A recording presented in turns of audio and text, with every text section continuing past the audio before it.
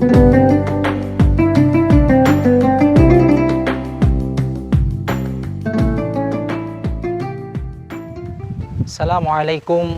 warahmatullahi wabarakatuh. Bismillahi masya Allah, la yasukul khaira illallah. Bismillahi masya Allah, la yasrifus su'a illallah. Bismillahi masya Allah, ma kana min ni'matin faminallah. Bismillahi masya Allah, la hawla wa la quwwata illa billahil aliyyil azim.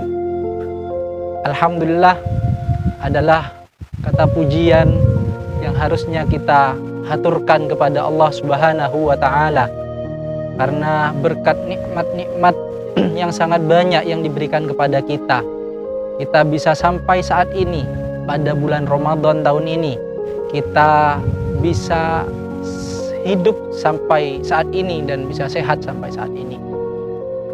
Sholawat serta salam semoga tetap tercurahkan kepada Nabi kita, Nabi Muhammad Sallallahu Alaihi Wasallam, Nabi yang diutus terakhir kali, namun pada hakikatnya penciptaannya pertama kali. Nabi di mana jika tidak ada Nabi Muhammad, niscaya dunia ini tidak akan pernah diciptakan oleh Allah Subhanahu wa Ta'ala. Laulaka ya Muhammad ma khalaqtul aflak. Hadirin rahimakumullah, penciptaan kita di dunia tentu melalui sangat banyak proses. Dari kita dalam rahim ibu kita selama 9 bulan, ada proses-proses tertentu di sana, seperti yang disabdakan oleh Rasulullah Sallallahu Alaihi Wasallam di dalam kitab Arba'in Nawawi hadis keempat yang akan saya bacakan.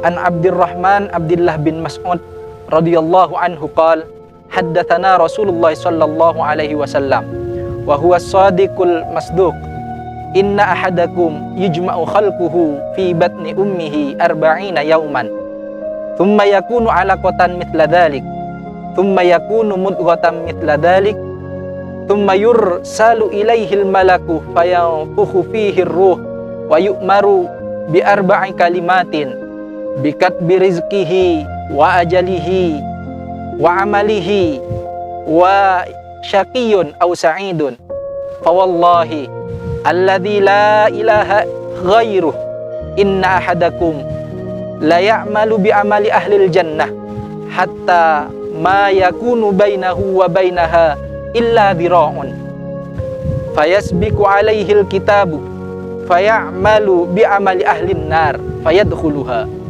wa inna ahadakum la ya'malu bi amali ahlin nar hatta ma yakunu bainahu wa bainaha illa dhira'un fayasbiqu alaihi alkitab fayamalu bi amali ahlil jannah fayadkhuluha. Di sini dijelaskan bagaimana kita diciptakan dari dalam perut, dari rahim ibu kita. Yang pertama, 40 hari pertama di dalam perut masih berupa sperma.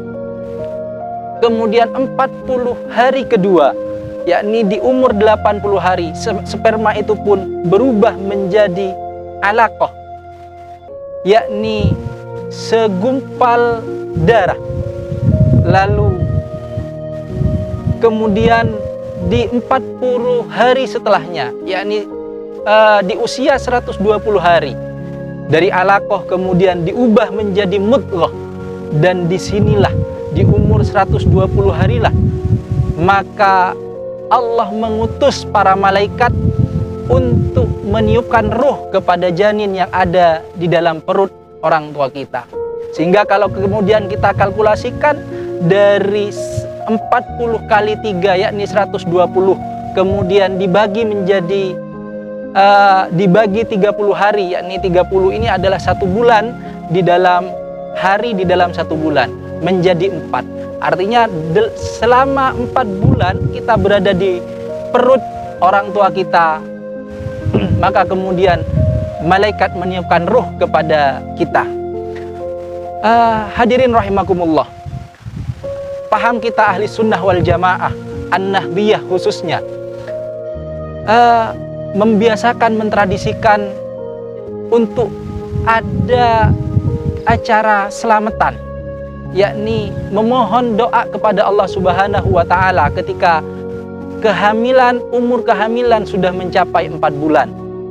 Ini tidak semena-mena membuat-buat, namun ini didasari dari Al-Quran yang berbunyi, huwallazi khalaqakum min nafsin wahidatin wa ja'ala minha zawjaha liyaskunu ilaiha falamma taghasyaha hamalat hamlan khafifan famarrat bih falamma atqalat da'wallah rabbahuma la in ataitana salihan lanakunanna minasyakirin.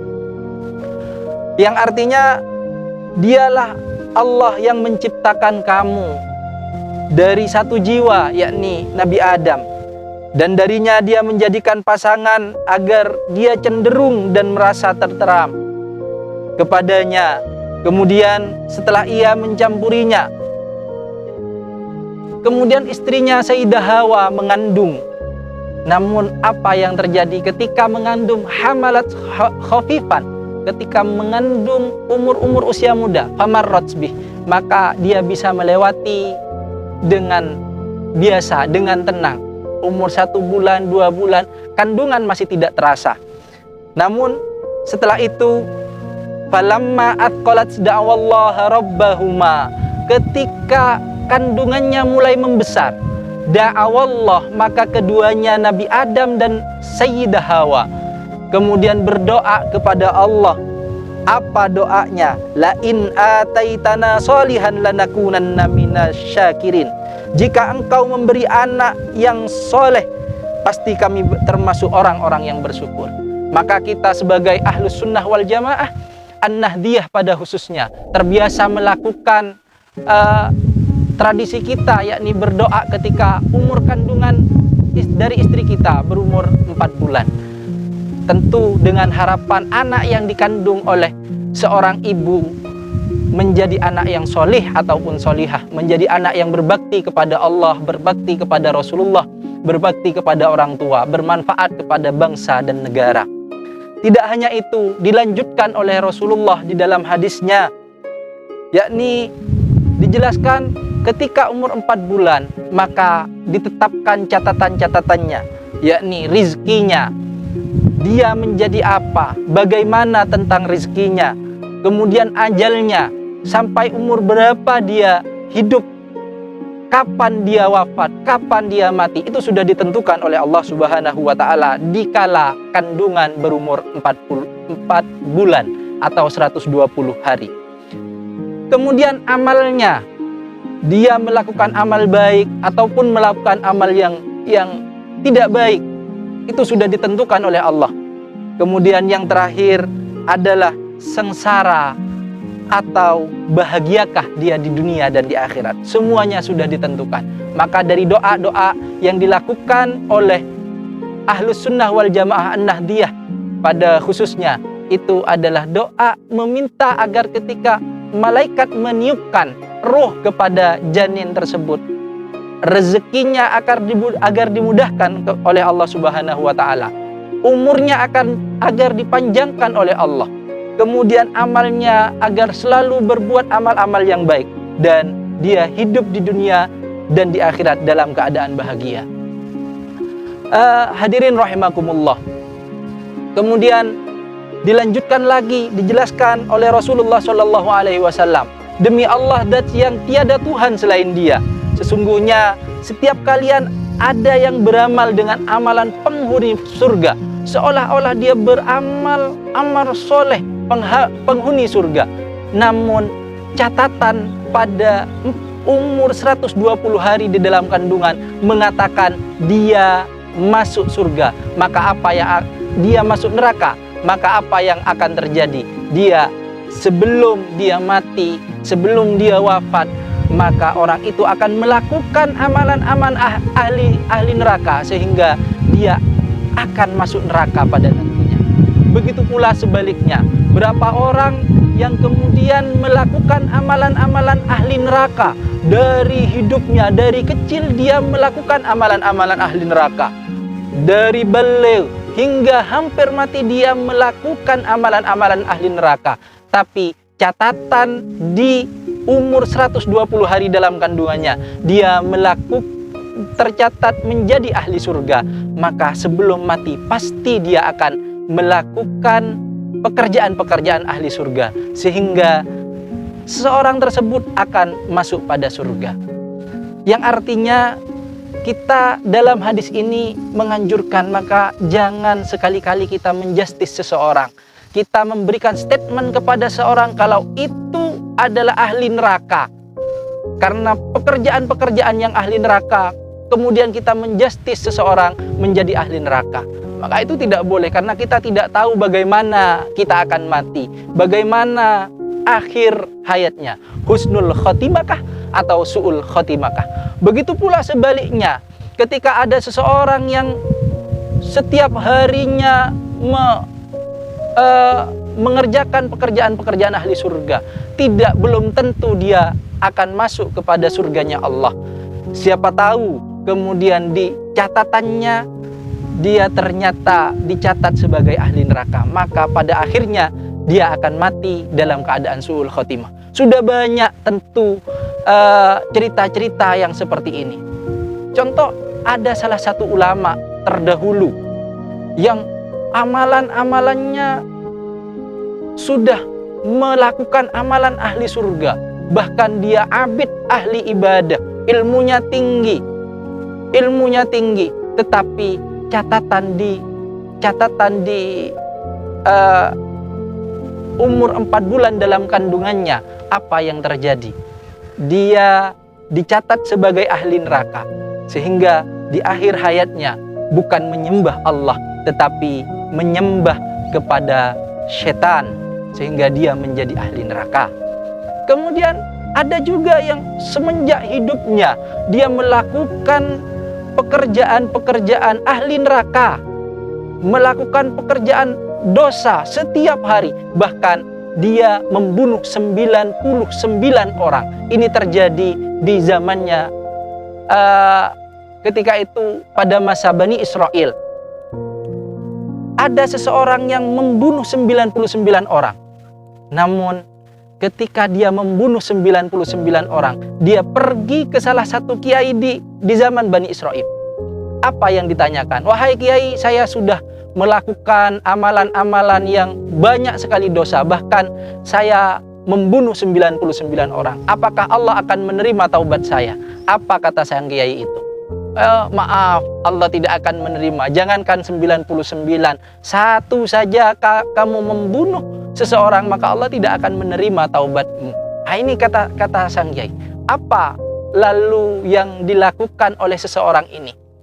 Yang dilakukan adalah karena saking bencinya, karena sudah tidak di justice, tidak akan diampuni oleh Allah Subhanahu wa taala, maka sang kiai pun juga dibunuh, sehingga genap sudah 100 orang yang dibunuh oleh dia. Sehingga dia pergi ke salah satu kiai yang lebih alim, yang lebih allamah, yang tasawufnya lebih tinggi. Kemudian bertanya kepada seorang kiai, saya sudah membunuh 100 orang kemarin yang terakhir. Apakah kira-kira Allah bisa menerima taubat saya? Apa kata sang kiai ini? Bisa, karena Allah At-Tawwab, Allah Maha menerima taubat. Allah mengampuni segala dosa yang kita lakukan. Allah mengampuni segala sesuatu kesalahan-kesalahan yang kita lakukan, kecuali satu, yakni menyekutukan Allah. Lalu dia bertanya kepada sang kiai tersebut, lalu apa yang harus saya lakukan untuk bertaubat? Kemudian kiai tersebut menjawab, maka yang kamu lakukan adalah silahkan kamu mandi, pergi kamu ke tempat ibadah yang jauh dari desamu. Sehingga dia melakukan seperti itu, dia mandi kemudian dia pergi. Ketika dalam perjalanan seseorang ini yang hendak bertaubat, kemudian dia wafat. Entah karena apa dia wafat. Ketika dia wafat, apa yang terjadi? dua malaikat pencatat amal baik dan pencatat amal buruk datang untuk mengambil dia, berebut. Kata pencatat amal buruk, ini bagian saya, ini adalah orang yang fasik, ini orang yang banyak dosa, sudah membunuh 100 orang. Tetapi apa kata malaikat yang penerima, yang pencatat amal baik? Oh, ini tidak, ini mau bertaubat, ini perjalanan bertaubat. Lalu dijawab kembali oleh malaikat pencatat amal buruk ini, tidak, ini adalah bagian saya karena dia terlalu banyak dan dia masih belum bertaubat. Kalau begitu, ayo kita menghadap Allah. Lalu menghadaplah kepada Allah Subhanahu wa ta'ala. Kemudian apa dawuh Allah? Coba diukur dari rumah dia menuju tempat ibadahnya, kemudian dari tempat wafatnya ke tempat ibadahnya, lebih dekat mana? Lebih dekat kepada tempat ibadahkah atau lebih dekat kepada kepada rumahnya? Setelah diukur ternyata lebih dekat kepada tempat ibadahnya, maka apa yang terjadi? Dia diangkat menjadi ahli surga, diampuni segala dosa-dosanya oleh Allah. Oleh karena itu, maka kita tidak boleh suudzon kepada seseorang. Pelajaran yang bisa kita ambil, maka berhusnudzonlah kepada semua orang yang ada di dunia ini, meskipun dia melakukan pekerjaan-pekerjaan ahli neraka. Siapa tahu pada akhirnya dia akan mati dalam keadaan husnul khotimah. Dan tetap berhusnudzon kepada semua orang, baik itu orang yang sudah jelas-jelas melakukan perkara baik ataupun orang yang sudah jelas-jelas melakukan perkara-perkara dosa, maka tetap berhusnudzonlah kepada dia. Tidak boleh kita menstatement seseorang itu adalah ahli neraka. Barangkali itu yang bisa kita sampaikan. Kurang lebihnya, hadanallahu wa iyyakum. Assalamualaikum warahmatullahi wabarakatuh.